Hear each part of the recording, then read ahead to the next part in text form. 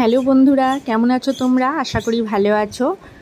এটা দেখো আমাদের বাঁশবেড়িয়াতেই কলবাজারে একটি মন্দির, রাজেশ্বরী টেম্পল। তা কালকে ছেলের সঙ্গে ওদিকে গিয়েছিলাম একটু দরকারে। তা দেখে এত ভালো লাগলো, ভাবলাম তোমাদের সঙ্গেও একটু শেয়ার করে দিই। এত সুন্দর মন্দিরটি। এই যে দেখো ওপরে মন্দিরের মাথায় আর কি বিভিন্ন দেবদেবীর মূর্তি করা রয়েছে। আর এই যে গেটের দুপাশে দুটি সিংহ, মনে হবে যেন পাহারাদারের মতো রয়েছে।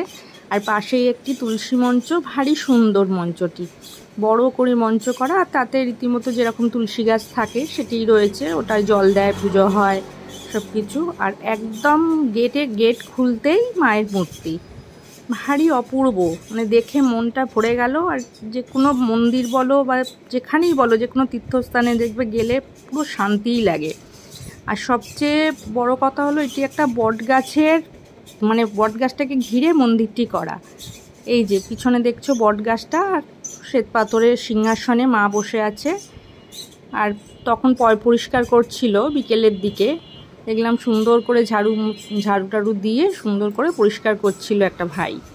সেই ভাইও বলল আগস্ট মাসের 15 তারিখে এটা পুজো হয়, উৎসব হয়, তখন আসবে দিদি, তখন খুব বড় করে এখানে পুজো পাঠ হয়। ঠিক আছে মা, যদি টানায় নিশ্চয়ই আসবো। আর এই দেখো বট গাছটি, আর বট গাছের চারদিক দিয়ে সামনে ওই মন্দিরটা, আর পাশে সব ছোট ছোট ঠাকুর রাখা আছে। শিব আছে, শেরাবালি আছে, গণেশ আছে, এরকম পরপর ঠাকুর রাখা আছে। শীতলা মা আছে, পিতলের মূর্তি ছোট ছোট রাখা আছে। আর শিব, এই যে এখানে একটা শিব আছে ছোট্ট, আর একটা শিলা মূর্তি আছে ওইখানে শিবের, আর একটা শিবলিঙ্গ আছে ছোট। আর গাছটা দেখো এত সুন্দর, ঝুড়িগুলো মনে হয় নামে যখন ঝুড়িগুলো হয় কেটে দেয় মনে হয়, তা নইলে তো পুরো জায়গাটা করে নিয়ে নেবে।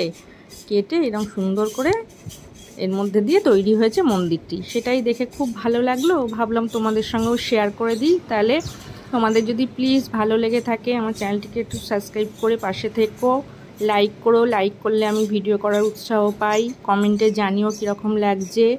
ঠিক আছে, দেখো এই যে মাকে তোমরা দর্শন করো। তাহলে আজকের মতো আসলাম, সবাই ভালো থেকো, সুস্থ থেকো। আবার দেখা হবে অন্য কোনো ভিডিওয়।